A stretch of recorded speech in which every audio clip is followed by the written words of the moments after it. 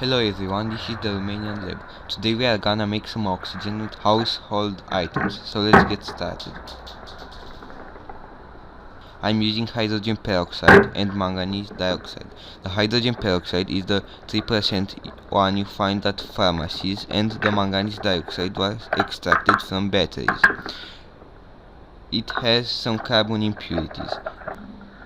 We pour some H2O2 in the bottle.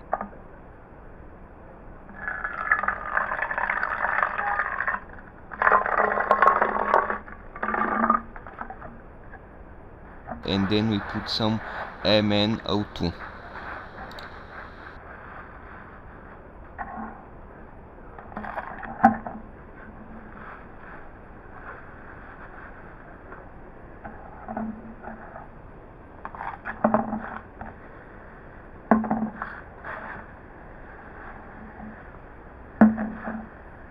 The white gas escaping from the bottle is mostly oxygen.